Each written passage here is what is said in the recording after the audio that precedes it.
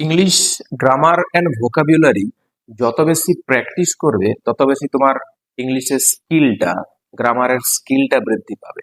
আমাদের প্র্যাকটিসটা অত্যন্ত জরুরি। সময় নষ্ট না করে প্রথম থেকে শেষ পর্যন্ত গ্রামার অ্যান্ড ভোকাবুলারির এই গুরুত্বপূর্ণ ক্লাসটা দেখে নাও।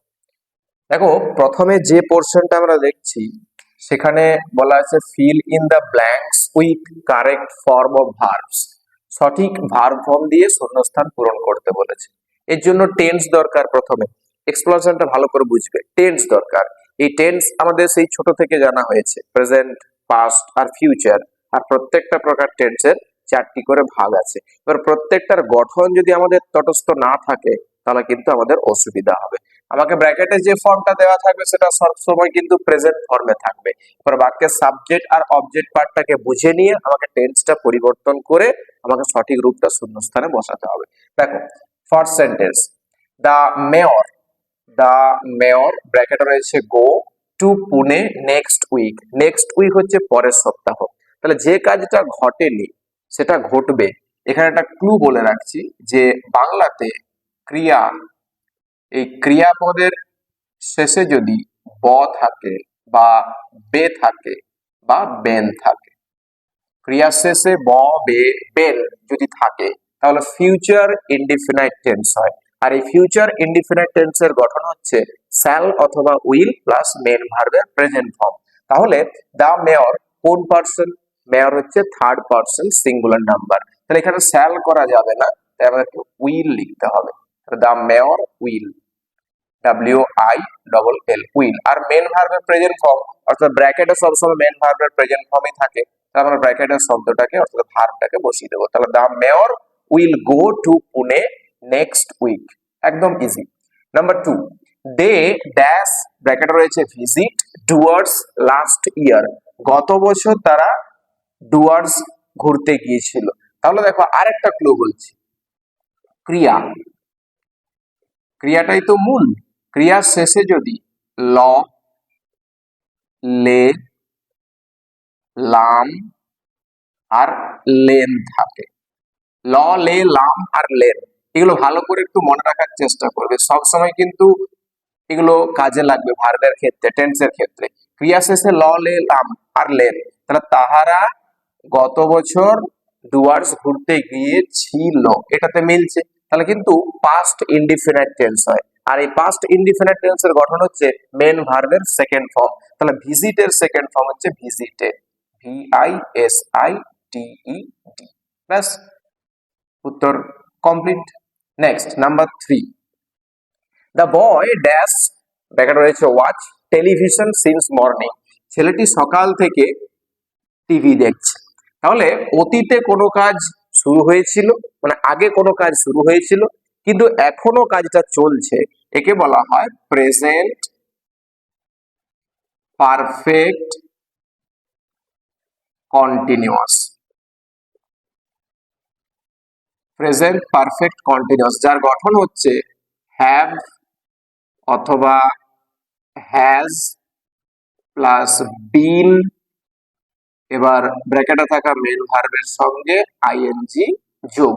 তাহলে এখানে সাবজেক্টটা দেখে নাও, থার্ড পারসন সিঙ্গুলার নাম্বার, তো সিঙ্গুলারে তো আর হ্যাভ হয় না, সিঙ্গুলারে হ্যাজ হয়। তাহলে এখানে আমাকে লিখতে হচ্ছে প্রথমে হ্যাজ, দা বয় হ্যাজ। এবারে বিন লিখতে হচ্ছে BEEN, বিন। আর মেন ভার্ব কি রয়েছে? ওয়াচ, WATCH, তার সঙ্গে আইএনজি যোগ। তাহলে the boy has been watching television since morning. Next, দুইয়ের দাগে কি রয়েছে? Change the voice. প্রথম বাক্য, the wind blew away the rooftops of the houses.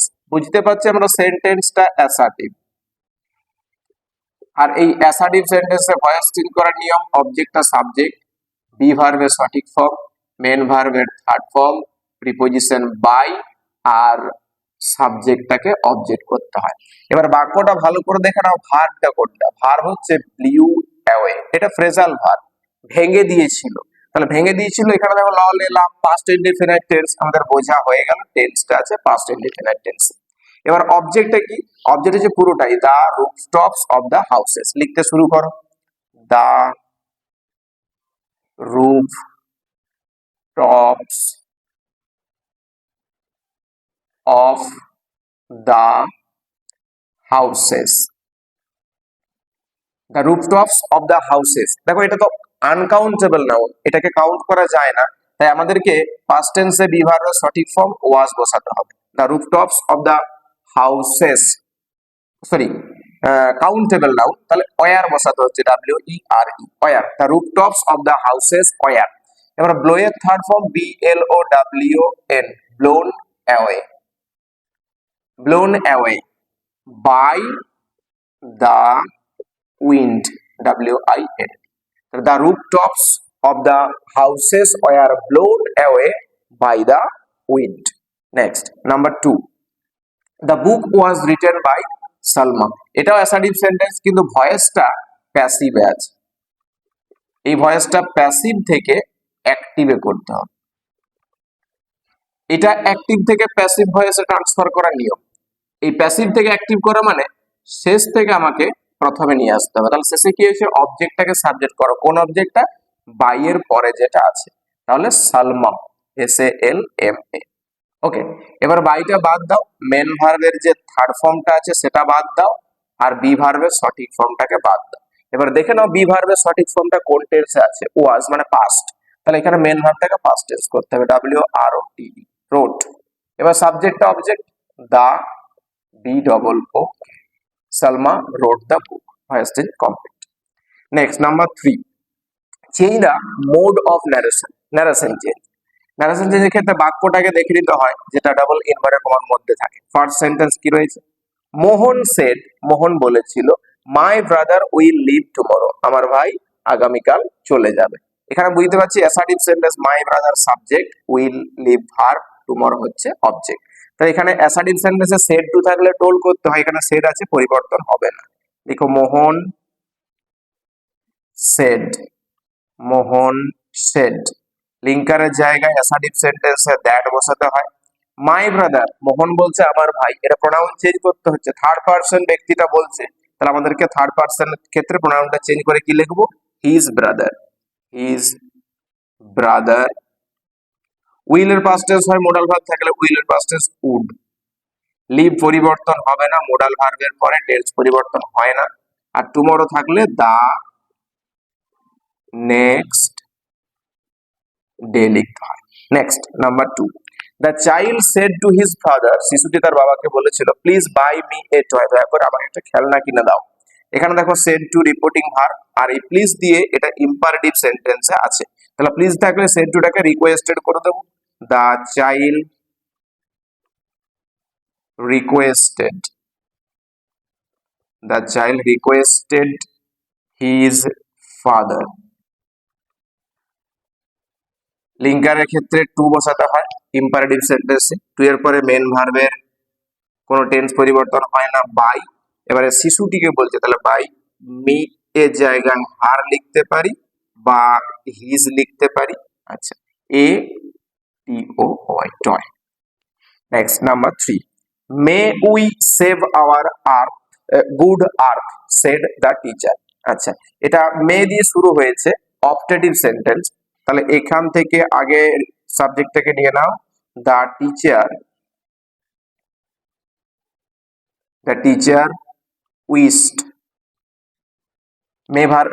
Meta optative sentence যেহেতু, তাই অপটেটিভ সেন্টেন্সে উইস্ট বা প্রেড হয় reporting verb, the teacher wished that, উইটা হচ্ছে দে, দে, মেটা হয়ে যায় মাইট, SAVE পরিবর্তন হবে না, সেভ, THEI, আর their, good earth, GOOD, good, EARTH, earth. Next, number 4 এ কি বলেছে, underline the clauses and state their kinds. Clause বলেছে, আর ক্লজ আমাদের জানা আছে, ক্লজ CLAUSE, ক্লজ হচ্ছে এমন একটা বাক্যাংশ যার মধ্যে ভার্ব থাকে। মূলত ক্লজ 3 প্রকার, PRIN, CI, PAL, principal, subordinate আর কোঅর্ডিনেট, এই 3 প্রকার ক্লজ। তার মধ্যে এই সাবঅর্ডিনেট ক্লজটা আবার 3 ভাগে বিভক্ত, নাউন, অ্যাডজেক্টিভ আর অ্যাডভার্ব, এই তিন ভাগে বিভক্ত। এবারে দেখে নাও ক্লজটা কিভাবে খুঁজিতে হয়। The child ran away as soon as he saw the strange man। এখানে দেখো বাক্যের ক্ষেত্রে ভার্বটা ভালো করে লক্ষ্য করো। ran away একটা ভার্ব আর saw হচ্ছে আরেকটা ভার্ব। নিশ্চয়ই বুঝতে পারছি ক্লজ আছে। এবারে বাক্যের সীমানাটা দেখে নাও, এইখানে ব্রেক হয়ে যাচ্ছে।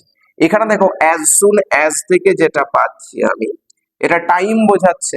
টাইম মানে সাবঅর্ডিনেট, সাবঅর্ডিনেট adverb